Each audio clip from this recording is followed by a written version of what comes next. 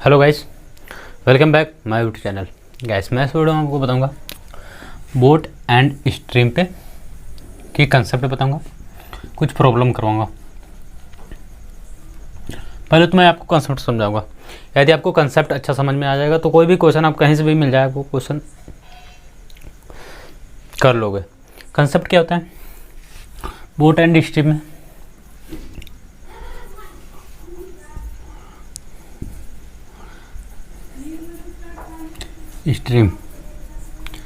Stream मतलब धारा होती है। ये हमारी नदी है। नदी में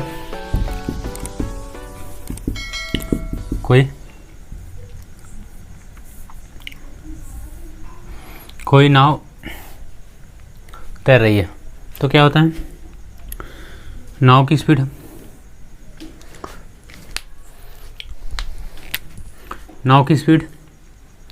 बोट की स्पीड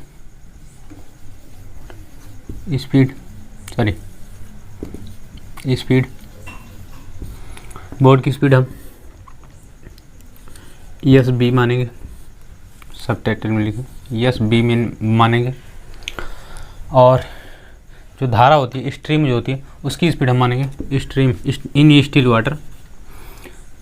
वाटर स्पीड क्या होगी, इसको हम एस से डोनेट करेंगे, एस से डोनेट करेंगे।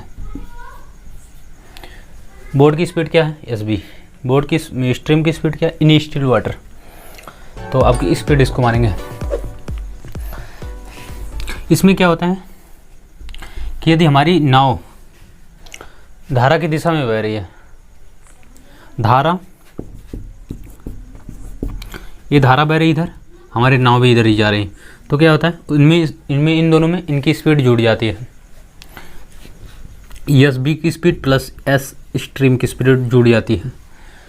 इसे बोला जाता है डाउनवर्ड। मतलब धारा की दिशा में जाएगी, इंग्लिश में डाउनवर्ड। अपवर्ड क्या होता है,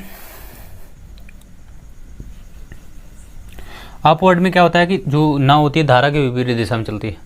धारा इस तरफ बह रही है, नाव इस तरफ बहने लगेगी, अपोजिट डायरेक्शन, दोनों अपोजिट डायरेक्शन में जाएंगी, तो उससे बोला जाता है अप स्ट्रीमिंग। तो हमारा ये होता है कि बोट की स्पीड हम एस बी माने हैं, स्ट्रीम इन स्टिल वाटर की स्पीड जो है एस है। तो नाव यदि धारा की दिशा में बह रही है, धारा की दिशा में है, तो क्या होता है, दोनों की स्पीड जुड़ जाती है। यदि धारा के विपरीत बह रही है, अपोजिट धारा चल रही है, नाव इस तरफ जा रही है, धारा इस तरफ जा रही है, तो उसमें क्या होता है, उस केस में क्या होता है कि इन दोनों की स्पीड का अंतर होता है। डाउनवर्ड जिसे बोला जाता है, डाउनवर्ड स्पीड में क्या होता है, एस यू इक्वल टू हो जाएगा, दोनों की स्पीड जुड़ जाती है, बोट की स्पीड और नाव की स्पीड जुड़ जाती है, yes boat plus yes stream की। डाउन अपवर्ड में क्या होता है, अपवर्ड में स्पीड क्या होती है, एस यहाँ एस डी रही, यस यू इक्वल टू होता है, दोनों की स्पीड माइनस हो जाती है, एस ये आपको हो जाता है। ये होता है यदि हम धारा की दिशा में चलें, धारा इस तरफ बह रही है हमारी, और धारा की दिशा में बोट चल रही है, धारा की दिशा में यदि बोट चलती है तो उस केस में क्या होता है, उसका टाइम कम लगेगा। जिस तरह धारा बह रही, इस तरफ धारा बह रही, इसी में बोट इस तरफ जा रही है, तो उस समय क्या होता है कि उसमें जो हमको टाइम जो लगता है उसका बोट का, वो कम लगता है। यदि हमारी विपरीत दिशा में बोट जा रही है, बोट हमारी इधर जा रही है, और जो हमारी धारा है वो इस साइड अपोजिट डायरेक्शन, इस केस में क्या होता है कि हमारी जो समय टाइम लगता है वो ज़्यादा लगता है। तो यदि हम अपोजिट डायरेक्शन में बोट को माने, अपवर्ड डायरेक्शन में T2 लगता है और डाउनवर्ड डायरेक्शन में T1 लगता है। ये आपको समझ में आना चाहिए कि टाइम किस में ज़्यादा लगता है। टाइम का भी रिलेशन आता है कि जो धारा की विपरीत दिशा में जाएगी तो आपका टाइम ज़्यादा हो जाता है, धारा के सेम डायरेक्शन में जाएगी, धारा जिस डायरेक्शन में बह रही है तो उसमें टाइम कम लगता है, काहे की स्पीड उसकी ऐड हो जाती है। इसमें अपोजिट में क्या होती है, स्पीड माइनस होती है तो टाइम ज़्यादा लगता है। ये केस आपका आता है, आपको समझ में आ जाएगा। यदि आप कंसेप्ट आप अच्छा कर लोगे तो time and boat and stream के कोई भी क्वेश्चन कर सकते हो।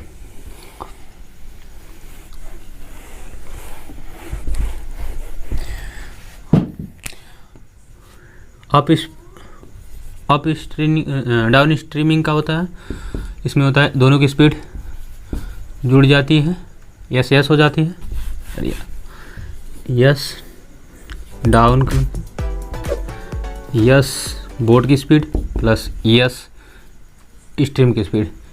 अपवर्ड में क्या होती है, यस बोट की स्पीड माइनस यस एस की स्पीड।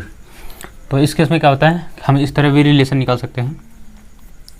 इन दोनों को ऐड करोगे तो इन दोनों को जब ऐड करोगे yes D plus yes you जब ऐड करोगे इसमें से एक चीज़ कट जाएगा, ये कट गया तो आ जाएगा आपका यस बी का बोट।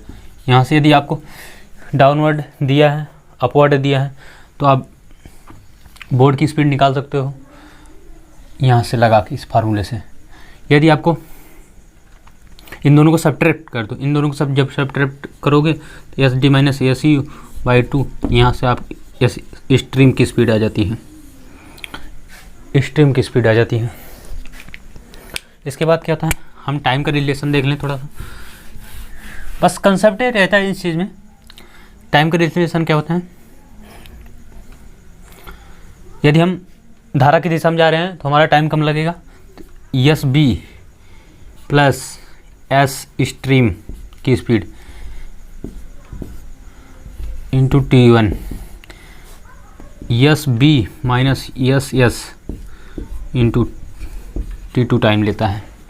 धारा के अपोजिट डायरेक्शन, धारा का सेम डायरेक्शन। अब क्या होगा, S B plus S S upon S B minus S S क्या हो जाएगा, T2 अपान T1। ये रिलेशन आपको याद होना चाहिए, ये रिलेशन आपको समझ में आना चाहिए। तो ये सब रिलेशन आपको ध्यान में रहना चाहिए। यदि डिस्टेंस सेम है, डिस्टेंस सेम है, एक चीज़ आपको ये फार्मूला भी याद होना चाहिए स्पीड का। स्पीड इक्वल टू होता है डिस्टेंस अपॉन टाइम। ओके, ये फार्मूला आपको याद होना चाहिए। इसके बाद क्या होता है, यदि हमारी डिस्टेंस सेम जाना है, डी डिस्टेंस गए उसमें T1 कुछ टाइम लगा, ये धारा की दिशा में गए, फिर आप आओगे, फिर धारा की विपरीत दिशा में आओगे, उतनी ही डिस्टेंस आपको जब अपोजिट जाओगे तो T2 टाइम लगेगा, इसमें T2 टाइम लगा। सेम डिस्टेंस है तो क्या करना है, यदि सेम डिस्टेंस रहेगी तो इसमें क्या होता है, यदि आपका टाइम अलग अलग होता है कि कहेंगे एक बार धारा की दिशा में जाओगे, एक बार धारा की विपरीत दिशा में जाओगे, आपका टाइम अलग अलग लगेगा। तो उस केस में क्या हो जाएगा कि आपका T1 equal to T2 total time दे देता है। कभी जाने का टाइम प्लस आने का इक्वल टू टोटल टाइम दे देता है, टोटल टाइम देता है, जाने प्लस आने का दोनों का टाइम दे देता है, जिसे T बोला जाता है। अब क्या होगा,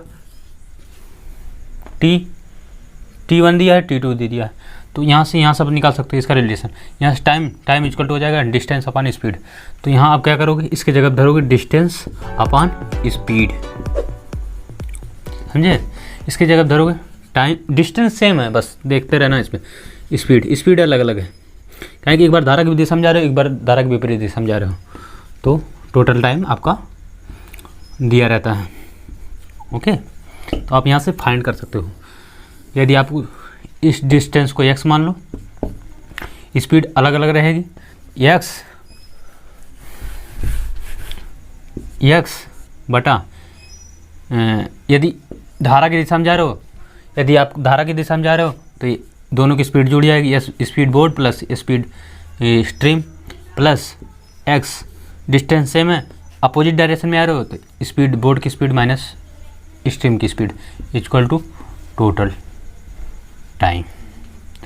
समझो, यदि टोटल टाइम नहीं दिया रहता है तो टाइम निकालने के लिए क्या होता है,